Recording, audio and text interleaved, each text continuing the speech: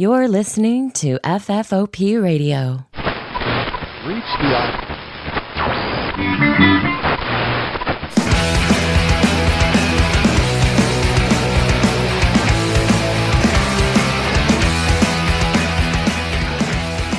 Hey everybody, and welcome to the show. My name is Dave, and this is Everything Everywhere, the show that's implied by the title. And I like to go into a lot of different things, and of course, you're reading the title of this before you're listening to it, obviously. So, and also, listeners of this show are well aware of my proclivity toward true crime and vintage stuff.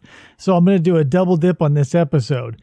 Please let me introduce you to and then welcome you, Mr. Alan Gauthreaux of True Crime, Man's Dark Imagination on YouTube. Hey, Alan, what is up? Hey, nothing but the weather, really. And my weight. Okay, but other than that. Of course, in studio, we got Chris over there. I am over here. My erstwhile co-host. Mm-hmm. So you've read the title. I've said it again. Let's dive into it a little bit.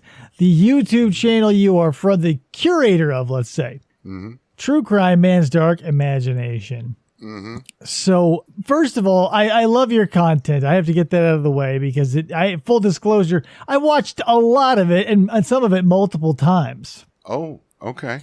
So, I've been padding your That's numbers. where all the views are coming from. Okay. I appreciate that. Listen, I'm one of those people where if I find something interesting and it's solidly produced, I stick to it like glue. My wife can attest. It's true. Okay. And I've seen your episodes multiple times. I've got a lot of return, I grew up watching reruns, so I make my own now. Okay. Okay. Yeah, it's a lot of fun. It can be, it's one of these, I hate to use the term labor of love because I get you. If you're laboring, how can you love it? I mean, but most people don't like to work. Right. It's kind of it's been a learning experience for me as well as for the audience. And as you've seen it, I mean, it sticks to a particular format. It's been very successful. In fact, as we speak now, we made it to 5,731 subscribers. That's awesome. And 4,731 of those have come within the last, say, 9 months. Wow. And it's really growing. So I've got a question for you because you mentioned it, Sure. and before it escapes my mind, I want to get it out to you.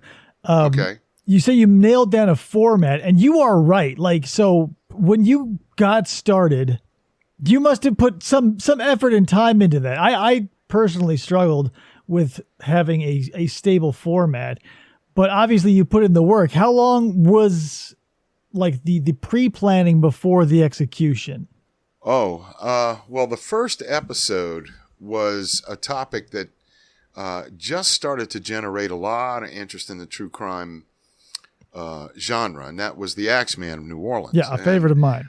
I had written about that in my first book, Italian Louisiana, in the book that I have. I hope you don't mind me plugging. No, go ahead. The book that I have coming out in this fall, Southern Evil, has a more extensive study of the case within that chapter. So I said, let me do something. I've got 2 part-time jobs. I really wasn't, working that hard.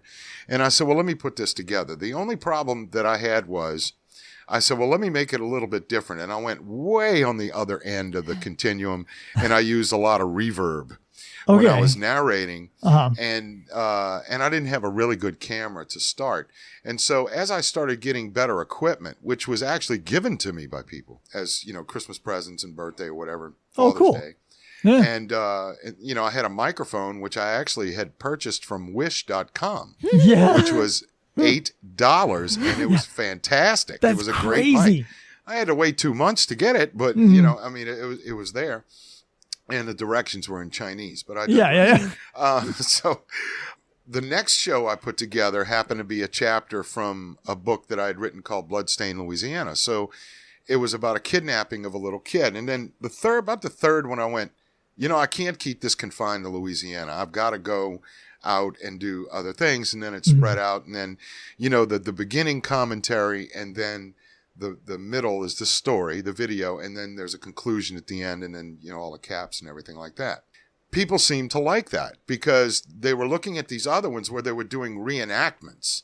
And that it didn't quite, a lot of people didn't like the reenactments. They like the old photos. A lot of them, they're not copyrighted or they're out on the internet and there's no restrictions. Right. So you can use them. And as long as you warn the audience, with the beginning of the fair use doctrine, they can't really gig you for copyright because I'm using it as an educational format. Even though, we are monetized. Now, there's a lot of times where they won't monetize the video because they said, well, our advertisers, this content's just not appropriate for them. But what I've noticed, David, is when you do one video, it could be the goriest video you've ever seen. It's got all this, crime scene photos and hands missing, and they'll monetize that. But if you move to another one where the pictures are in black and white, where you don't show a dead body, they'll demonetize that one. Yeah, it's a strange system that they've set up, and it's so bizarre. They're strange waters to navigate. So, of course. But at least one thing I'll say that has not made you waver quality wise, because I've seen that knock a lot of people down. Like they'll go through, and this will get monetized, or this demonetized rather, and this can be monetized, and it can grind you up and spit you out. But like your channel, like from start to finish, that's another thing that I think is worth noting, because a lot of people, when they jump onto YouTube, their learning curve is wild, right? It could be months and or years. And personally, I find that I need a certain level of production if I'm going to stick around. Yeah. And I know there's a lot of people like me and probably you out there like that. So it was nice to have something from the jump be pretty solid and only get better as time progressed. Yeah, and the one thing, David and Krista, that people need to know is you have to have humility. Because if you don't, and your head gets too big, then you think anything you produce is going to get 10,000 views. Oh, for sure. Okay. Now, if you notice, a lot of the documentaries that I do that get over 1,000 views are familiar cases. I don't like to do the familiar cases too much because you get a lot of people who are know-it-alls.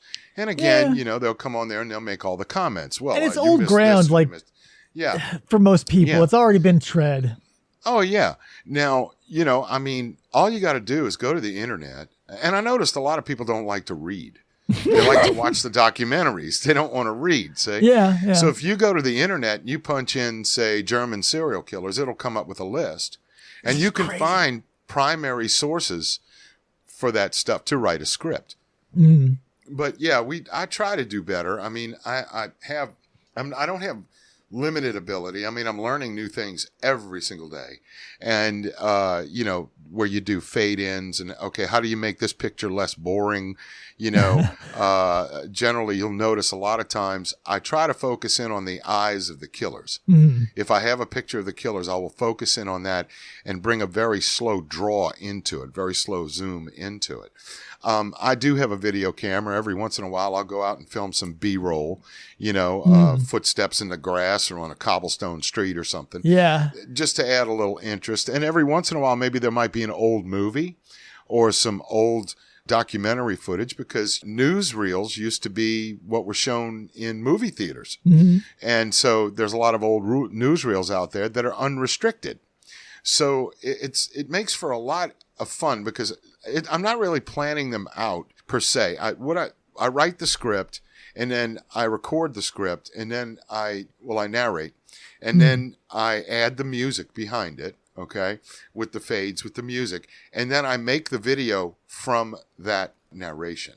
Okay. So I don't sit there and plan the narration out. If I run into something, about a French or a British prison, I'll go, oh crap, let me go to the internet and look for a picture that is of a British prison, and then I can work with that. So it's I make sure there is enough material of the primary subjects within the narration. But if I have to use composite pieces, that's what makes it a lot very interesting. And the words go along with it. I mean, I'm not a professional narrator. My father was a radio announcer. I learned a few tricks from him for a while, but it's just a matter of being able to just be a storyteller. If you're a parent, it's real easy because you've got to read stories to your child. So it's kind of like that, but you're not reading to children, you're reading to adults. But if you like I said, I think, we discussed this.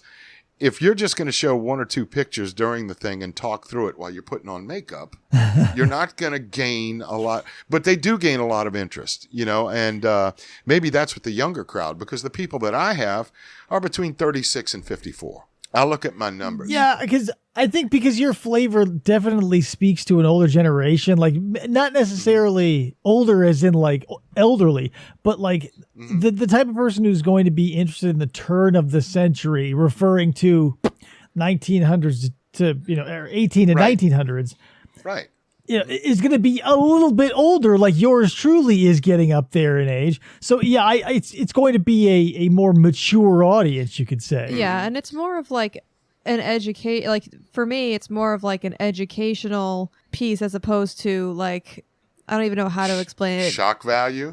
Yeah, kind of. And it's interesting because I've with your content especially, but this content in general, like when you're putting together a documentary, I've always been curious of the editing process, like because I personally, if I were to try and do something that you do, I wouldn't know where to start. So seeing it broken down like that is interesting. Mm-hmm.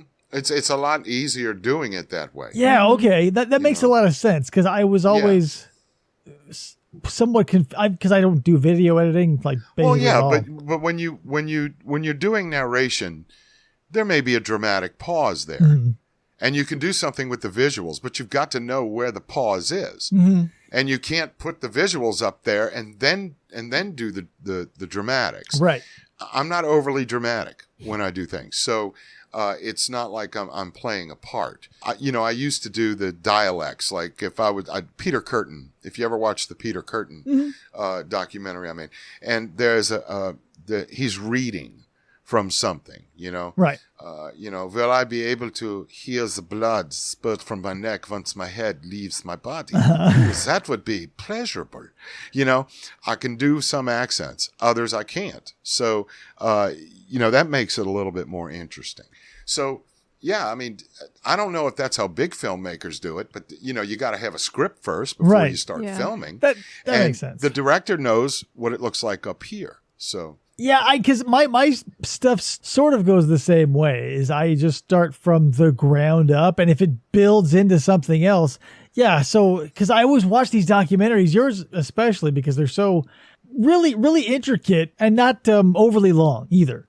Mm-hmm. They're nice, and you can call them snack size, you can call them meal size, depending on which episode. The next one's going to be about an hour and 15 minutes because it's going to have 2 stories in it. Listen, the longer the episode, the better. I watch these at work, and I love the longer the better because I've got the time to stretch my legs into these things. But I know that I'm in the minority when it comes to long videos on YouTube. Well, yeah, I know, but a lot of people, if you are a true crime aficionado, and you have never heard of a crime before, you want all of it. and you can hook people a lot of times, just basically by telling them the facts. You don't need anything overly dramatic. Like you and I have spoken about Jack the Ripper. Yes. On occasion. Okay. Again, the crime's never going to get solved. No. We're never going to find out who it is because it draws just that much interest. And any murderers like that will draw a lot of interest as well. Yeah. So, you talk about John Wayne Gacy. Well, everybody knows about John Wayne Gacy. Okay. The other day I was looking at Facebook. They showed you what he had for his last meal. I don't care. Right. Okay. So, but that's a difficult case. Everybody's going, oh, Jeffrey Dahmer. Well, let me tell you something. The crime scene photos from Jeffrey Dahmer are outrageous. All over the internet. I mean, they've got them all over the place. Oh, for sure. But a lot of people know about him. They know about him. A lot of people didn't know about Louis Philippe, who was the French Ripper 20 years before Jack the Ripper. Okay. Yeah. Or Joseph Vacher. Or, Jane Tapper. No, not a lot of people know about these. In fact, the two that I'm doing, Dr. Marcel Petiot Yeah. and Guy Georges is another one that I'm doing. That's going to be in my next episode. I'm putting two together. And it's called Homicide Europa. That's the name of the episode. That Now, Petiot case was interesting.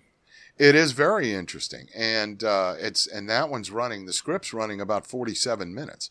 So that's going to be first, and then Guy George is going to be after that. The reason why I chose him was because I know a lot of people hadn't heard about it. So, and there's, a couple of other things, you're going to, Krista's got a script of Louise Pete. A lot of people know who Louise Pete was, but they don't know the intricacies of her case. And it's crazy. And then, oh, yeah. It's so yeah. interesting. That, like, as far as I've gotten so far, it's crazy how much information you got from just the pages. I that got I've her read. file from the California Department of Corrections. And I thought it was going to be difficult to get, and it wasn't. I just asked them for it, and they said, "Well, you got to pay for the copies." I said, Wow. "Well, how much?" They said, "Well, it's about $15." I said, "Oh shit, send it to me." Jeez. I had her file, and she was in all the newspapers, of course. So it was very easy. The one thing I didn't have were interviews with people that knew her, and you're not really going to have that. So you have to draw your own conclusions. But the other one was that I'm going to do along with the script that Krista has is a woman named, I'm trying to remember her name. She was a baby farmer in England. And no, that wasn't her. It was, it'll come to me. Trust me. I don't have a bad memory. It's a long day. She killed, I think, four husbands, and a bunch of kids, stepkids. And it was money. Money was the motive. So, I wanted to put those together. I'm never going to run out of material. Oh, no. You know, so I plan on doing maybe later on this year a straight history channel. There are a lot of those out there, but they're not using the format that I'm using. So I thought I'd test the waters with that one. Well, a little bit down the line. Let me ask you this, because it seems like an interesting topic that I don't know if anybody's looked into the vintage aspect of. But the weird, bizarro fandom and celebrity of serial killers. Because it wouldn't be outlandish to think that in the 1860s, the 1880s, the early 1910s, and et cetera, they would have had their little cult following, depending on publicity, obviously. But because, I'm sure there was, nobody out there, rooting for H.H. Holmes while he was doing his thing, because nobody knew. Well, I don't know. They have serial killer playing cards now. So. Oh, yeah. With Etsy, everything can be anything. Oh, yeah. Mary Ann Cotton was her name. Mary Ann Cotton. Okay. She was a famous poisoner in England. You gotta throw the Englanders a bone once in a while. Okay. You gotta say, but I noticed a lot of things that people in England, they're more intimately familiar with a lot of their criminals over there. So. I feel like maybe that's because it's a smaller space, right? Everybody's more crammed together. There's less people. Here in America, we have a lot of territory and a bunch of legacies. Oh, yeah. Incredible legacies. A lot of times, sometimes I wish we had the foresight of Minority Report. I feel bad about these victims. I really do, especially when you see, when you start looking at people like Belle Gunness. Okay. Did she survive, or was she killed in a fire, or what? Did she live to kill again? Right. It's you look at, and the Lizzie Borden case, of course, is always popular. And I'm getting a lot of feedback from the Lindbergh kidnapping that I did. Really? Yeah. Oh, yeah. People are going, well, Charles Lindbergh Jr. lived. No, he didn't. He was autopsied. Okay. And you get people that draw their own a lot of people that draw their own conclusions. So the interest in murders is, like I said, in the back part of the brain, there's this dark place that we all have. I think it has to do with something primordial, and people have a high interest in that. And the more gruesome the crime, the more interest there is in it. Yeah, I think that's probably the most disturbing part to most people outside of the true crime network of fandom. You know what I mean? Mm-hmm. Oh yeah. Because like all of my favorite cases and or murderers, quote unquote favorites, however you want to call these things. Yeah. Your all-star list. Yeah, my all-star list of murders, swish. No, like, the cases that I enjoy the most are the ones with the most details and oftentimes are the most elaborate ritual and or killing and or yada, yada, yada. Because a revenge killing or an insurance killing or whatever, that's a big scoop of vanilla ice cream to me. It's like, yawn, like I'll eat it. But there's so many flavors out there. And with this, it's like the zanier the better a lot of the time. Mm-hmm. Yeah. Because there's more to look into. It's not only the intricacy of the crime, it is the trying to hide it is of big interest to me. Right. Chris Watts. Is that the guy, Chris Watts? Yeah. That killed his family. So crazy. And then you learn, he loved his family and all this stuff. That's at the beginning of the investigation. And you find out there's this sordid type of other life that he's been leading. Yeah. And, and then of course there's the supernatural part of it, which has been pointed out. I'm not sure. If you interview people who on your show about ghosts, I'm not sure if I believe or not because I've never really had an experience. Mm-hmm. But and we have a lot of haunted houses down here in Louisiana, so we got a fair amount of here too. Oh yeah, mostly ones that murders did take place. In these houses, but like I said, David, it's got to be having something to do with that primordial thought of a person taking another person's life. And when I do speaking engagements, I ask the people that are there, is anyone capable of murder? And a lot of them say no. And I said, so you mean under particular circumstances where your life was threatened, you can't take another life? And they start to think about it. And then they put it in the context of the crimes that I describe, from my books and stuff like that. And they go, well, at the end, they'll go, well, were they justified? I went, no, I just posed that question to you. Is anyone capable of murder? And if given the right circumstances, a man trying to protect his family, I'm sure, you would go crazy trying to protect your family. Oh, for sure. I think. Another weighty aspect of it is literally everybody's worst case scenario, right? Mm-hmm. Like murder. Let's just take that because when you say true crime, everybody likes murder.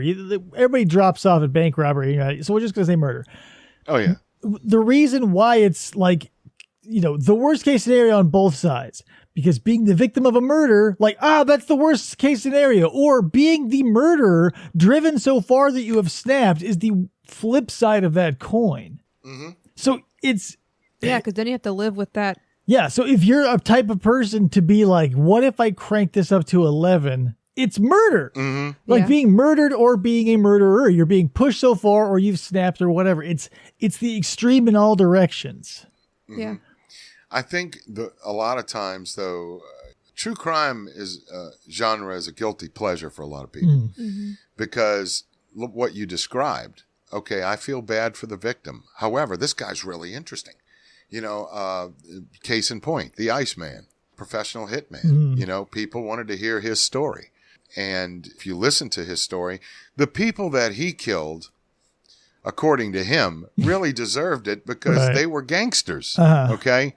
But when you look at, if you ever, I did an episode on a guy named Theo Durant, who was called the Demon in the Belfry. He murdered 2 women, I believe. And he was very brazen about it and almost got away with it. But he was a sexual animal and he believed that death was associated with sex. That happens a lot with murderers. Mm-hmm. Oh, yeah. It's crazy. Oh, yeah. That's why when people, I've heard that there's been summations that Jack the Ripper was a sexual sadist.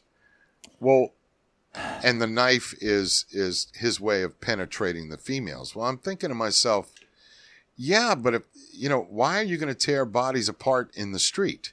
if you are a sexual sadist, isn't Right. there? And there was no evidence of sexual assault on any of these women. You know, can somebody just love to murder? Oh yeah. Yeah, we've Oh, seen yeah. tons of them.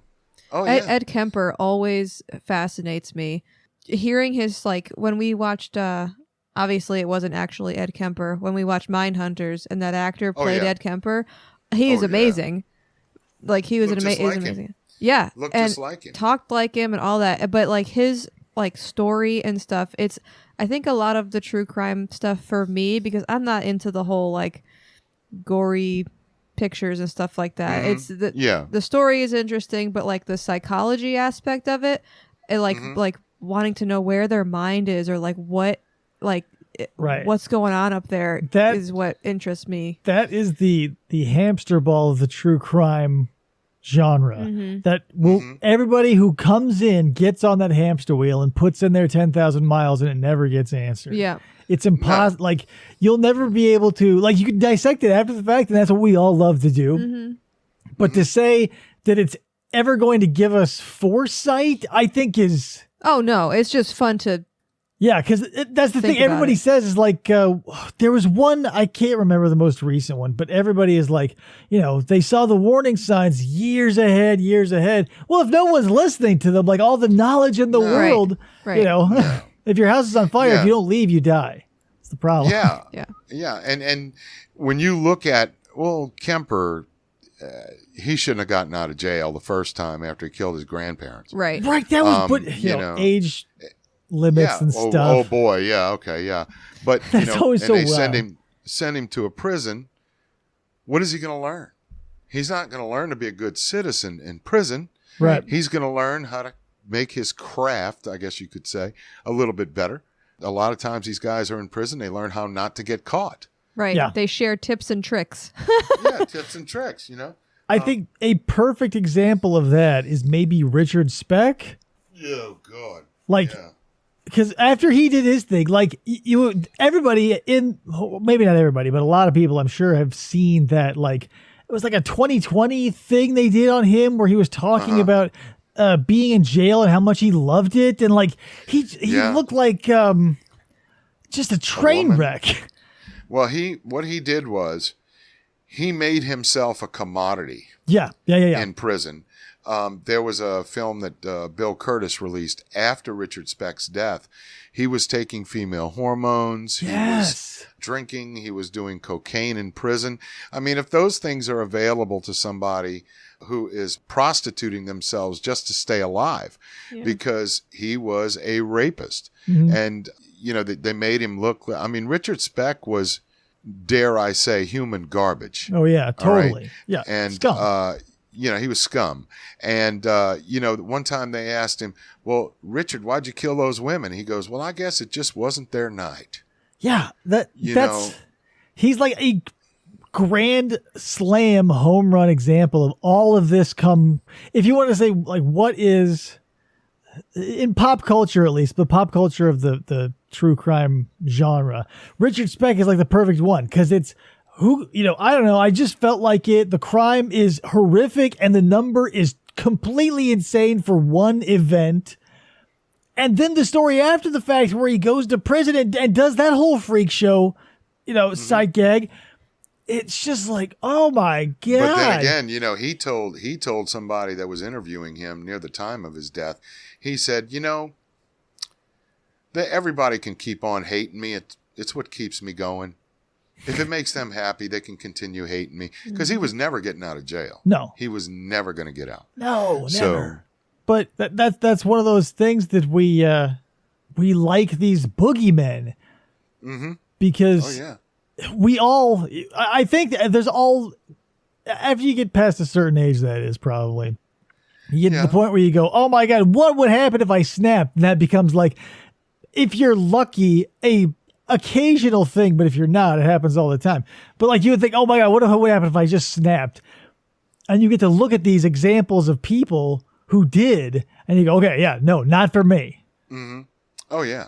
Well, and I think with like all the different true crime YouTube channels, I think there's a certain level of when you get to that oh man, what if I snap, is when you start like getting into the more the better documentaries and stuff, as opposed to the ones that are just like a well, here's the quick point that I'll throw out is like the true crime does both sides of this coin. It's out there for the people who are interested in the facts, interested in the detective work, who love a good mystery. Mm-hmm. But then it's also out there for the people who are out there to grant these people celebrity or learn from their forebears or whatever. And you know, if you're a conscious human being, you're going to run up against that sometime. Yeah. Because you don't want to glorify these things. And you see, like mentioned in the documentaries, all these people taking souvenirs or whatever, and you go, oh, it's so disgusting. But meanwhile, you're that just sans the knickknacks. Right. Your knickknacks are saving a video on YouTube. Yeah. Right. I mean, when I first got interested in true crime was about 1973. When my brother and I were watching it's kind of a docudrama on public television about Jack the Ripper. It was a documentary investigation. They took two fictional detectives and they put them into this story to do this, and they broke the crime down. They had binders and everything, a chalkboard and pictures, and back then they had the little film strip machine. I don't know if you remember the those microfiche. Yeah. And my brother and I were hooked. And after that, I couldn't get enough of Jack the Ripper. Every time I turned around, I was reading everything I could find, until finally, when I got to college, I just said, they're never going to know who this is. I'm not going to solve this case, and I'm not going to pretend to.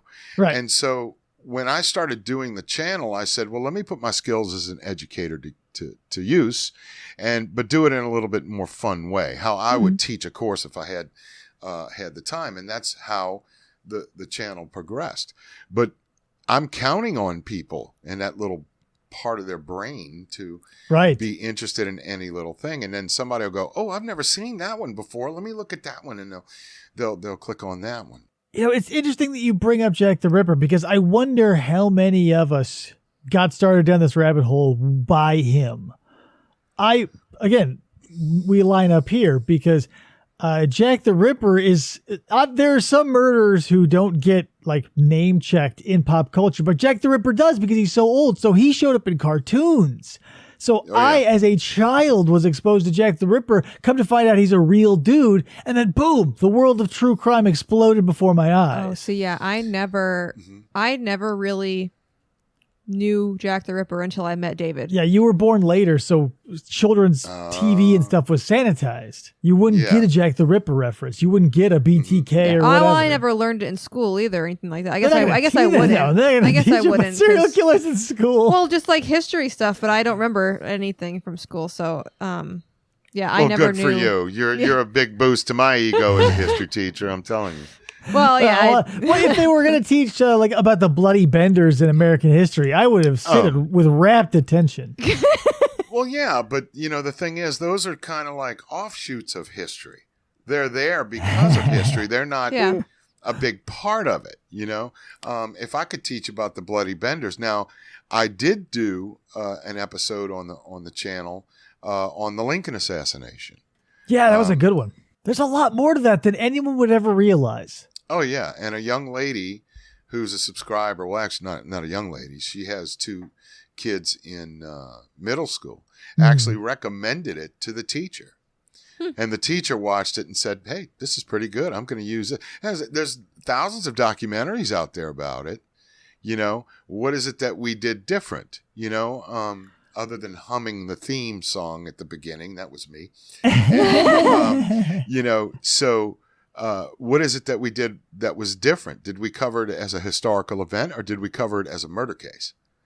So I asked her that. That's an interesting thing, because I can totally buy, like, if I were in high school today and I had whatever, we're all transposed and somehow magically I had your videos.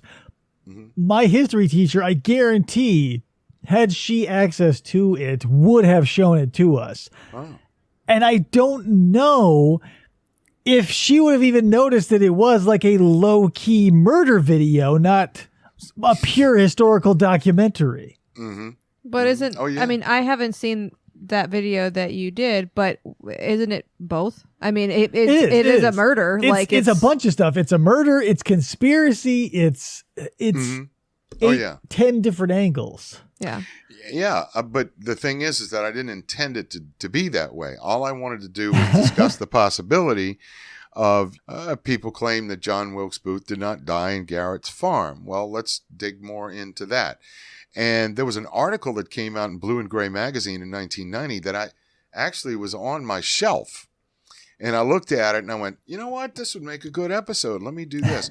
Now, YouTube demonetized it because they said it would be offensive to people. And I'm thinking, really? How can that be more offensive than Jack the Ripper or Charles Lindbergh? Or I think when Leopold conspiracies are involved, people get touchy about that. Probably. Oh, yeah. And, well, YouTube's going to have their day, I'm sure, pretty soon. But that was pretty good. Also, the Andersonville prison camp. That was about war crimes. Well, those are crimes. That's true crime. I have one planned for the Malmedy massacre, which were American soldiers that were killed in cold blood by Germans in World War II, near the end of World War II. And then people say, well, why don't you do something about the Holocaust? Well, that is so far reaching. And plus, so it's been deep. covered a billion times. Right. Let's be real.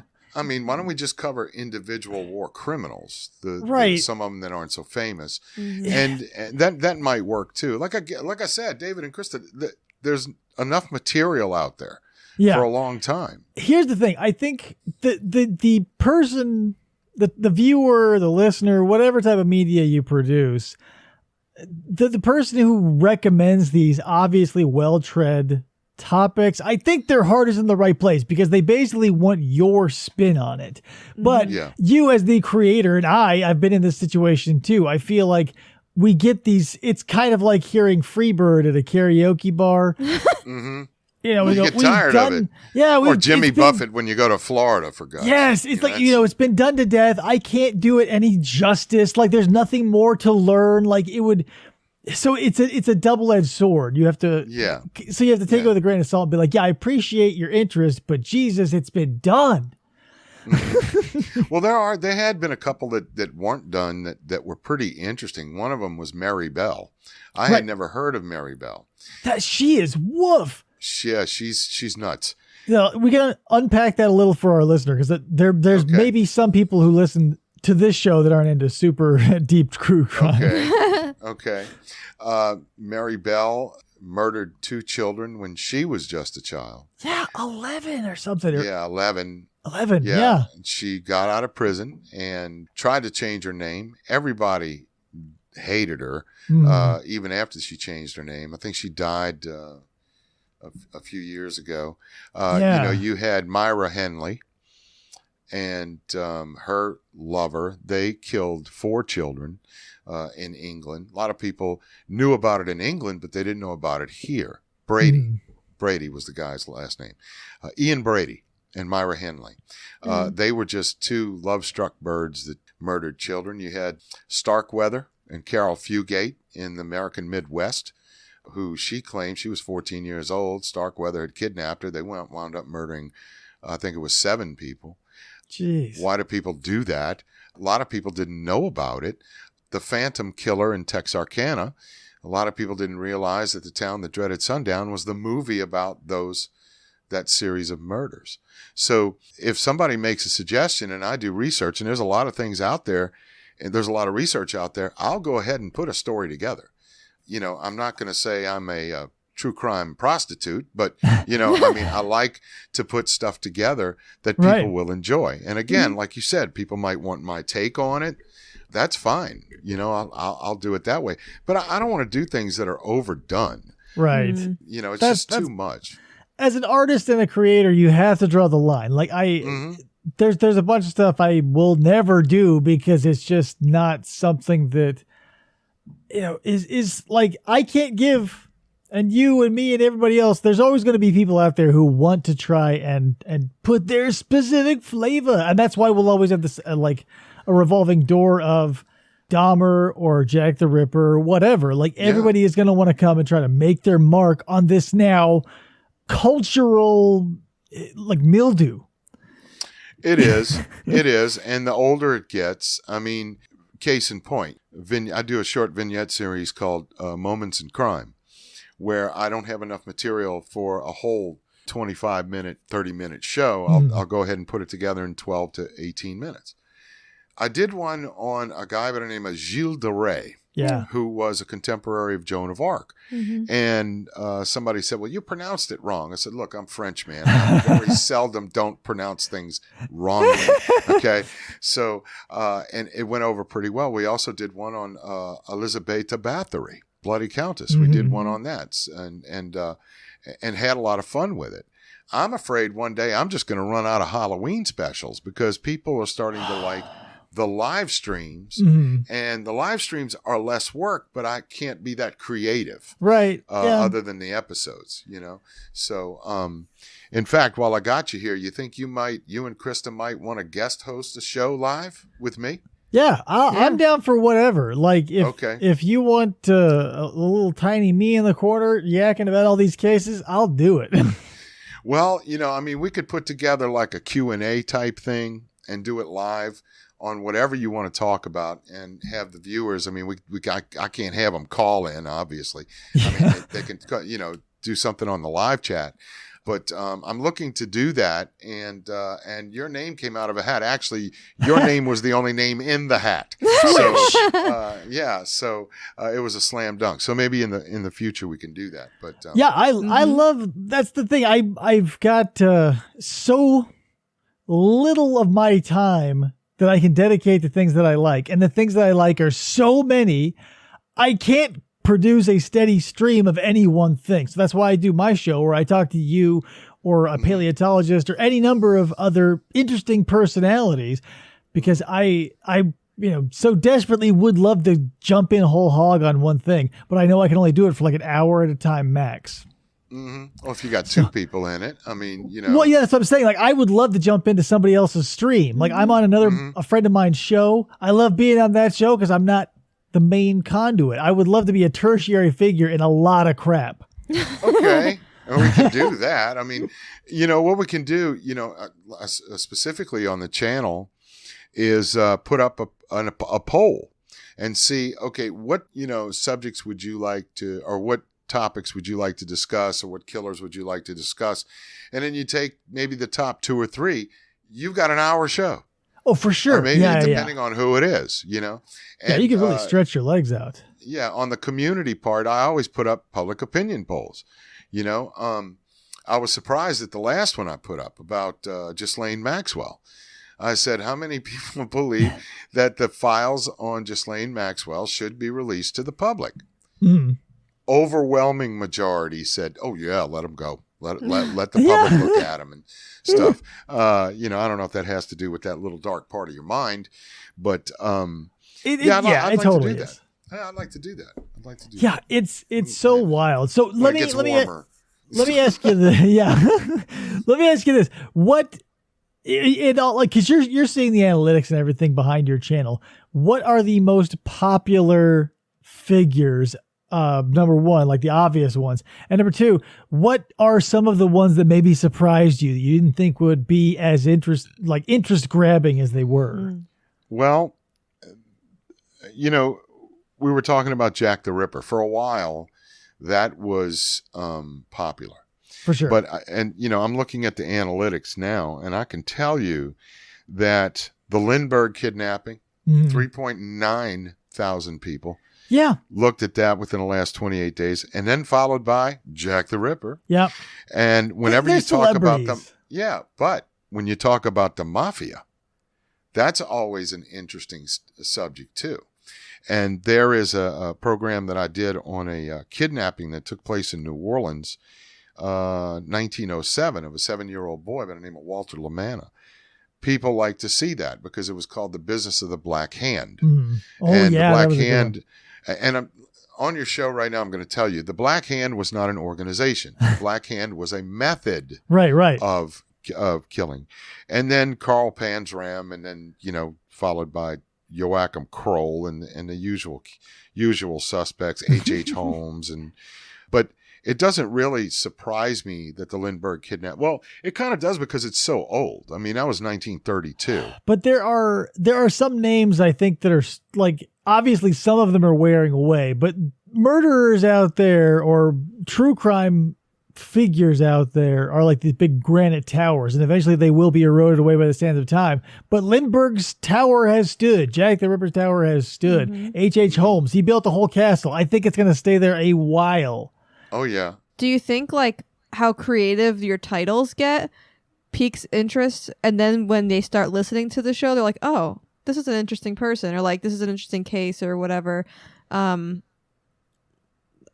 can't think of like titles are a very well. They tell you a lot of the YouTube creators that are out there. Krista, you got to remember they're not dealing with the genre I'm dealing with. So I've tried to figure out something that's not going to get me demonetized because they'll look at the title and go, well, okay, we're not going to, and talking about the bloody benders. It's get dicey. Oh yeah, but that one went full monetization, believe it or not. Like I said, there's this inconsistency with things. I think YouTube. Maybe that's part of it too. I think YouTube might be kowtowing to the celebrity of murders, because if a true crime specific area gets enough attention, I'm sure they'll monetize it because they can smell and see which way the wind is blowing. Oh yeah, like the Vasilla Axe murderers. Oh yeah, if I read this book called The Man from the Train, and it was about the Villisca Axe murders, and there was a series of murders that took place in that area within a certain amount of time. So crazy. People don't seem to understand that an axe is a weapon of opportunity. Totally. There's nobody that carries around a case with an axe in it. No. Okay?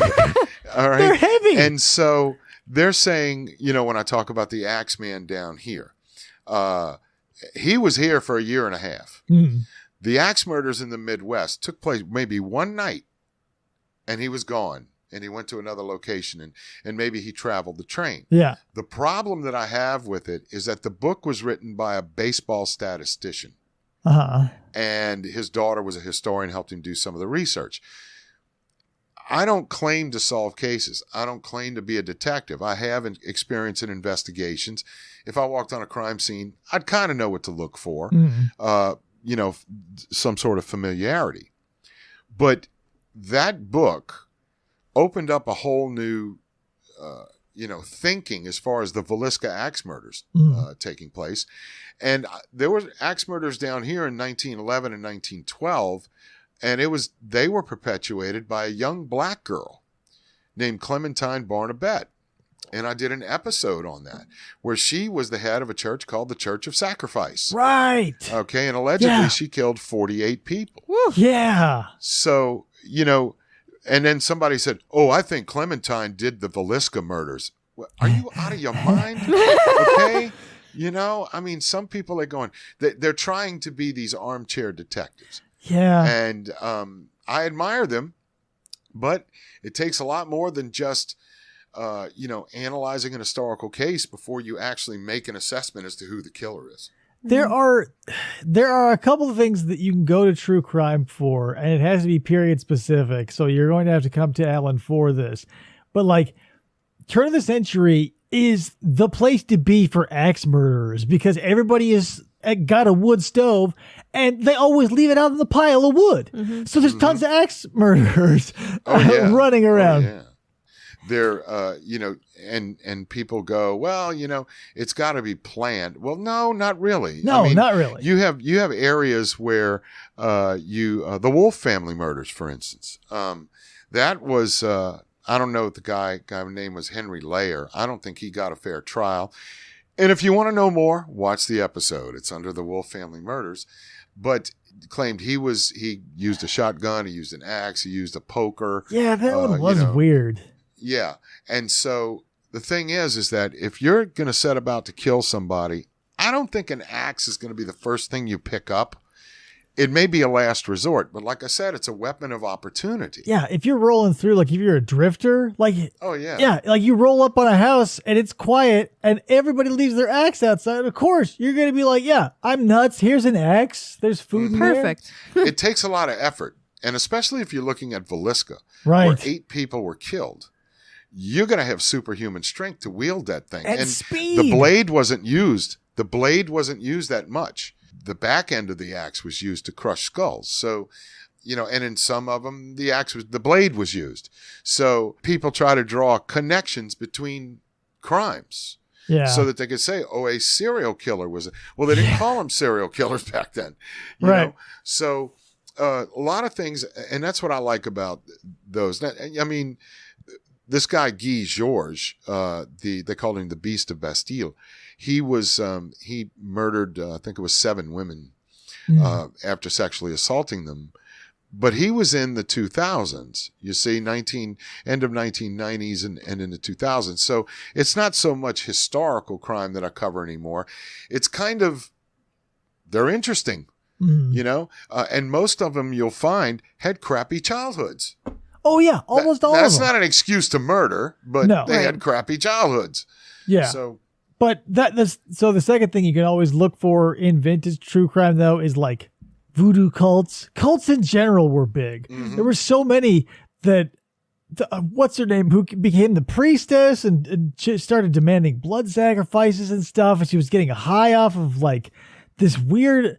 Oh my god! Like you're not going to hear me say this often. Who are you talking about?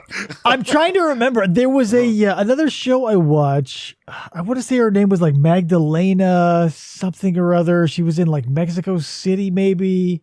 Okay. My memory sucks at this point. A lot of voodoo-like murders take place in Spain. Mexico, South America. Yeah. South America had a serial killer. It was estimated he killed up to 360 children. Wow. Jesus. And he only got 10 years in prison. Oh, yeah. The monster of the Andes, right? Yeah. Oh, yeah. Yes. Yeah. Mm-hmm. And they could, which was insane because, like, not to go off topic too much or tangent too much, but like he, in one country, I think it was Peru, he confessed to the murder of 70 children and they could confirm 50. Wow. Mm-hmm. And they're like, well, we're not sure about this 300 and something number. I'm like, bullshit. Like, if he says I've got 70 and you can prove 50, I would say 20 of those, yeah, sure, scattered by animals. Maybe there was a llama stampede which scattered the remains, or there's carnivores. Let's be real. And then he just gets out. But he was he was very deliberate, though. Oh, yeah, totally. From what I understand, he's very deliberate. Yeah. But, you'll find it's always the same thing. It's always they had a bad childhood. People treated them like garbage. I've grown up with people that were treated like garbage, that had crappy childhoods, and they became lawyers and police officers. And one even became a judge. Whatever they do in their private lives, as long as it doesn't break the law, it depends on the path that you choose. Yeah. And I think that has a lot to do with it. I mean, look at Carl Panzram. He was treated like garbage from as a start child. to finish. Oh my God. Like, how could he turn out any other way, right? Well, again, if he would have turned out to be a priest, that wouldn't have been a surprise. But if he turned out to be a lawyer or a doctor or something like that, that would have been going against the odds. The thing is, how bad do you want to work at it? Or how easy do you want your life to be? So it's a rich tapestry that has so many weights and measures. Like it, but that's the thing. Everybody wants to go through this haystack looking for that needle where we go, aha, Panzram was a boing, and you go, this is the thing I found.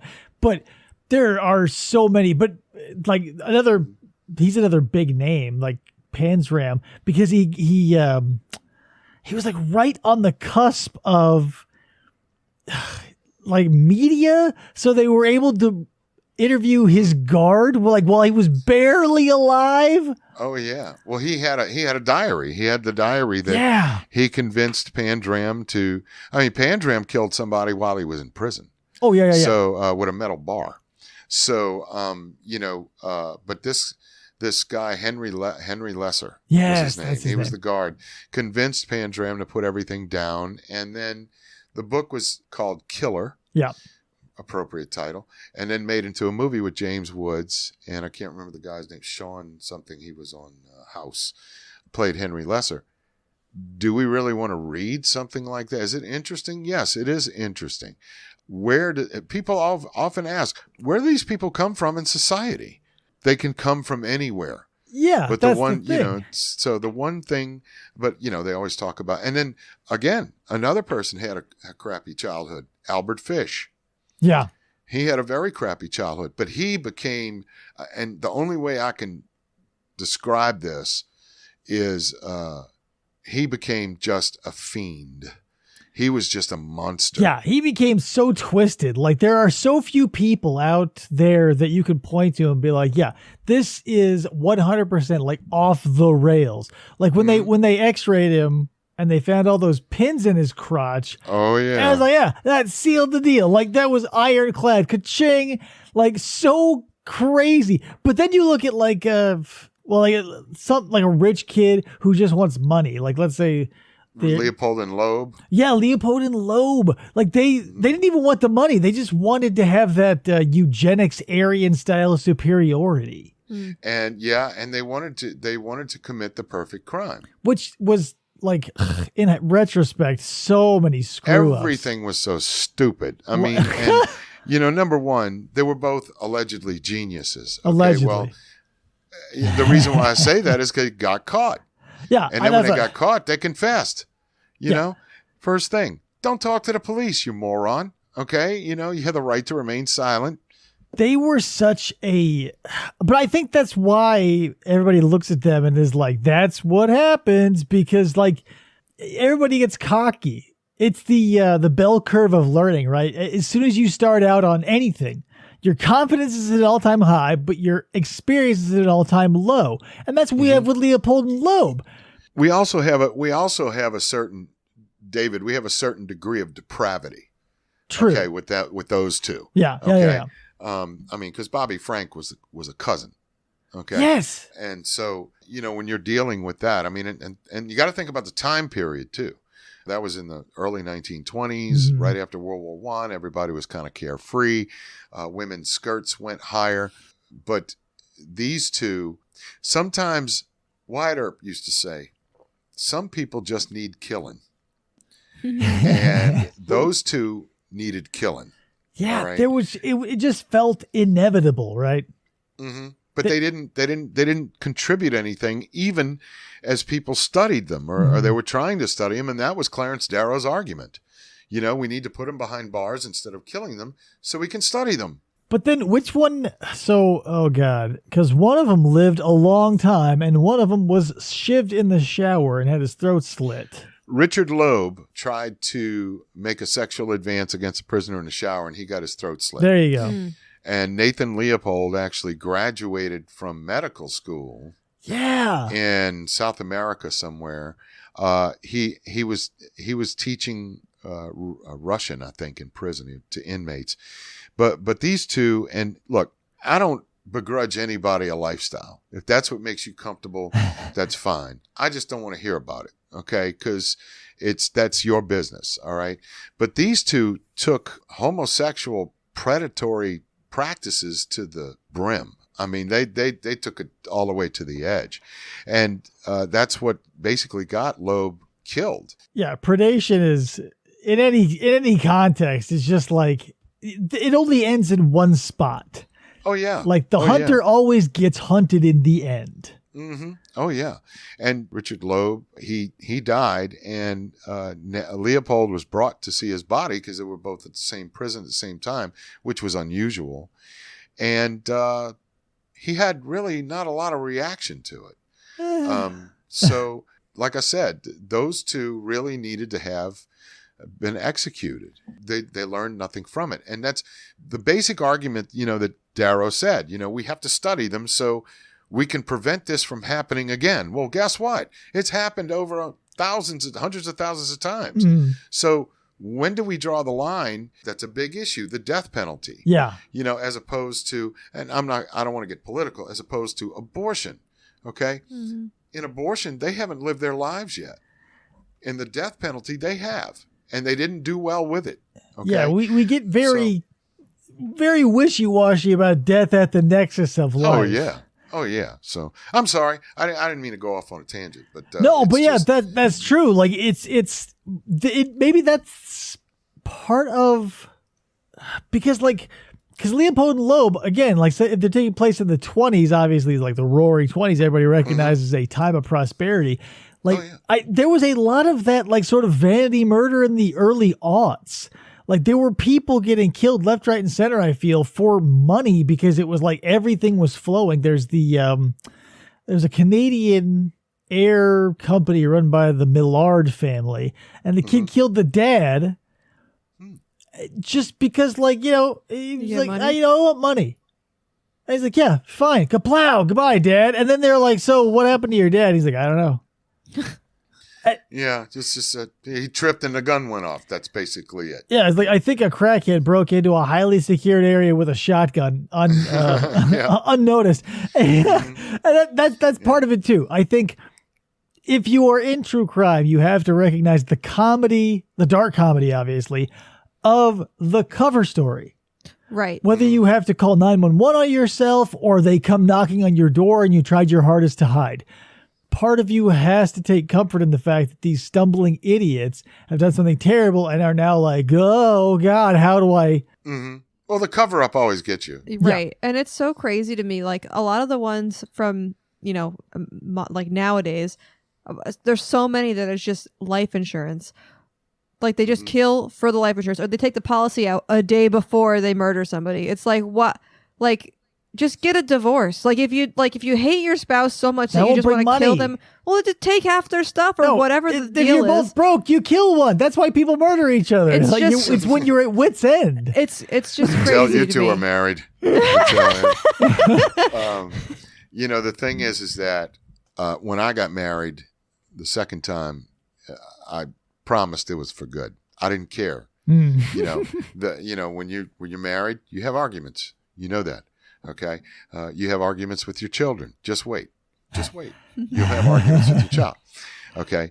And sometimes things are said that you don't mean. It's just that you're trying to hurt.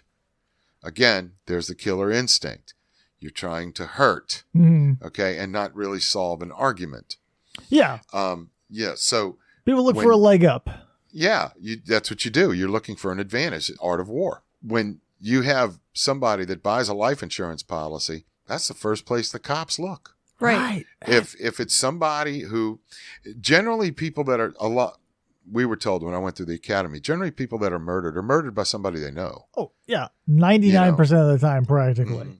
And when there's a mysterious, there's a question mark, the spouse is always the first person. You see? I don't understand how two people can say they love each other and then one of them winds up blowing the other one's brains out or cutting the brake lines or something like that. Right. I think it's like that sort of stuff happens because there are people out there who are not true crime fans. If you are not in the true crime genre of entertainment, you're going to get caught. Well, no, not only you're going to get caught, but you're going to do the same stupid shit we've all seen 1,000 times before because you won't even do the basics in legwork for yourself as the idiot murderer. Are you advocating homework, David? No, potential murderers. You can't murderers aren't going to be listening to this because again, the aforementioned murderers are not true crime fans. Right. Like I'm sure that in an infinite possibilities, expanse of the universe, I'm sure that person exists. Because there are people who people who are out there murdering people who don't get caught, and I'm sure there are people out there who do blah blah blah blah. So every permutation exists. However, by and large, it's the same cookie cutter idiot who's like, "Doy, I need money because I've had gambling debts or I got credit card debt or yada, and yada. Let me Google on my home computer how to get rid of a body." So you can shout it from the rooftops, "Hey, murderers, do just a little bit of legwork." But that's why we like the true crime genre is because they're too lazy for even that. Oh yeah. Oh yeah. So I'm gonna tell y'all what I know. Everybody gets tired of telemarketers. Let me tell you what I did one day. I just got tired, and I kept getting phone calls all day from telemarketers. And one of the guys that called me was a carpet service. Oh, I think I see where this is going. and I said, look, man, can you guys get blood out of? I mean, it's a kind of a big area. Can you get blood out of a carpet? You got coupons for that or what? Coupons? Thank you, sir. Hung up on me. I said, well, but it just reminded me of that. I'm sorry. I went off on a tangent. But no, that works. I mean, that's that's a great way to deal with. Yeah. Oh my God. Just hope that never serves. Here's the thing.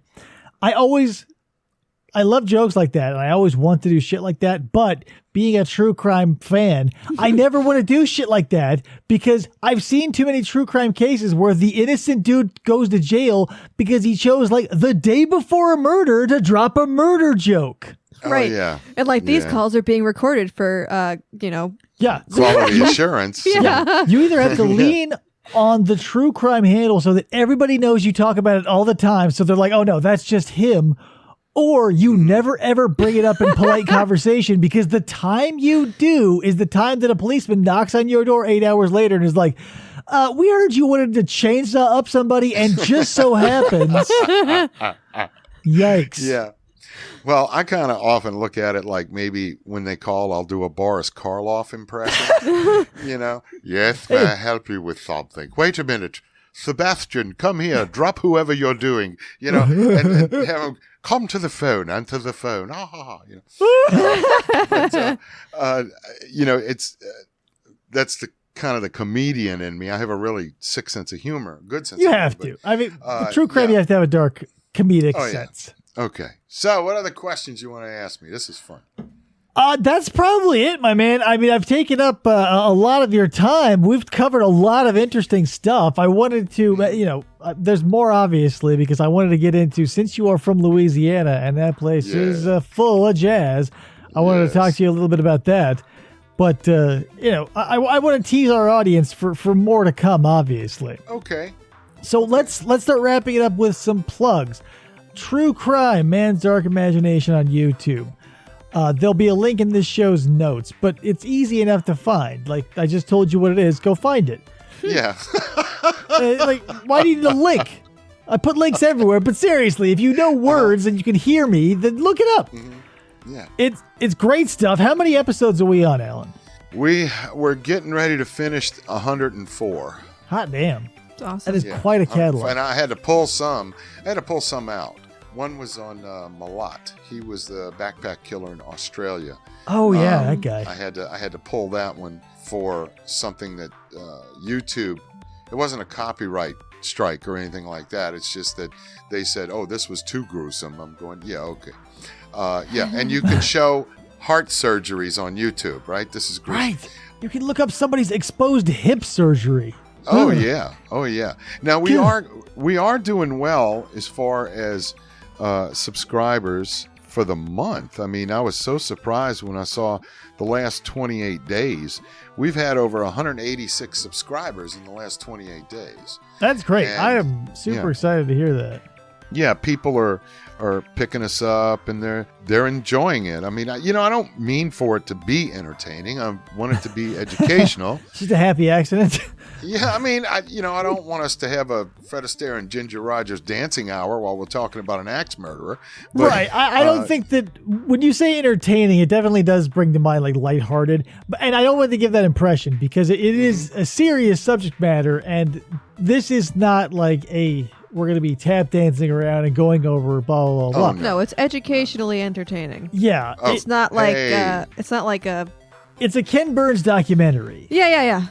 You married a very smart woman, trust me.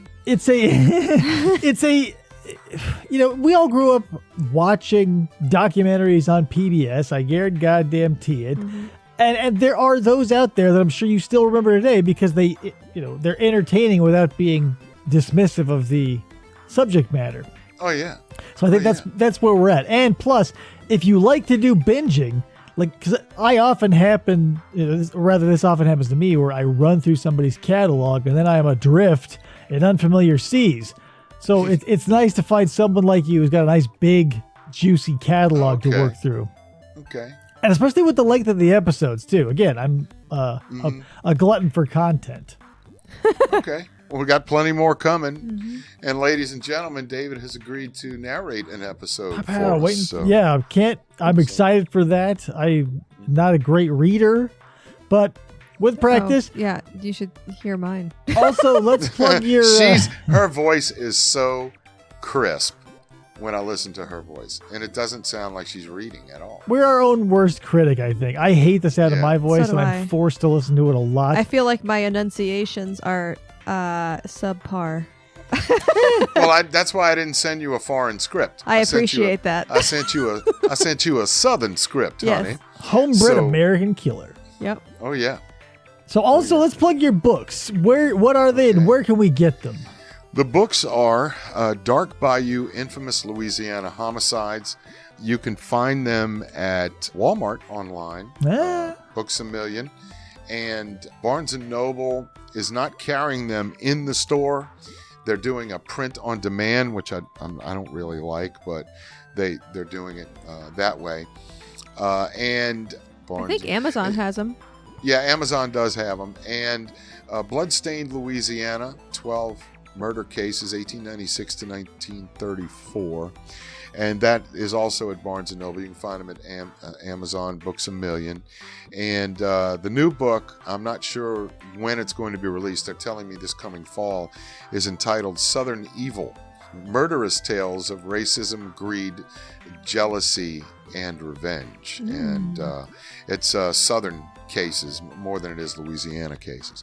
But the ones that you read in the Louisiana book, they're familiar because they happen everywhere. They happen all the time. You know, there's poisonings, there's knifings. There's even a story in there that about a broadcaster who was very popular in New Orleans that murdered his wife and left a list at his house of things to do after the murder, and they found the list. They always make a list. Yeah. Why do they always make a list? So they got to remember they don't have like notepad on their phone. Like work on. Yeah. So what? Yeah.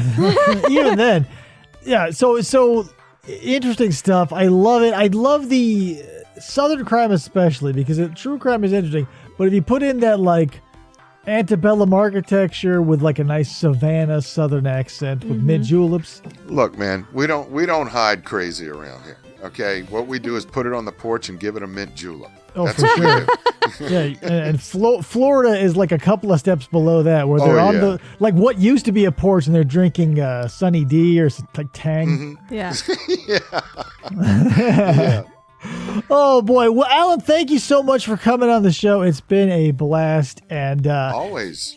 Boy, oh boy! What is that other show you do where you wanted me to do a video? You wanted me to be in the video. Oh, that'll be live, and we'll do that too. Okay. Don't worry, listener. I want to thank the listener too. Thank you, listener, for listening. Yes, thank you very much. Make sure you check out if you're into true crime, or if this has piqued your interest in true crime. It's a nice gateway drug because it'll be maybe it'll spoil you because then you go to people who are less researched and be like, oh, you're missing a lot. But you dabble. Yeah. And I'm not putting makeup on either, so. No, but sometimes the fedora. The fedora or the newsy hat or the baseball hat. I might be doing some new kind of goofy stuff. Hey, I love characters. Yeah. I love them. Yeah. All right, once again, Alan, thank you so much. Thank you, everybody, for listening, and we'll catch you next time on another episode of Everything Everywhere.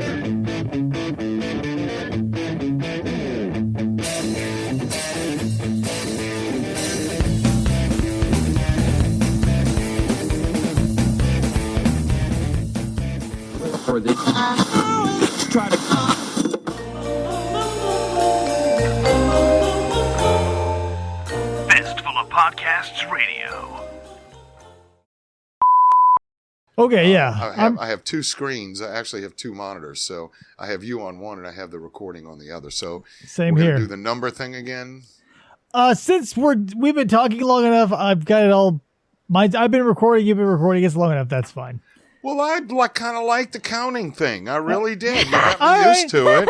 Yeah, well, I mean, And, it's a good tactic. I recommend it because if you're ever going to do a thing like this where you're going to get the cleanest audio that you're going to like snap together later, it works like a charm.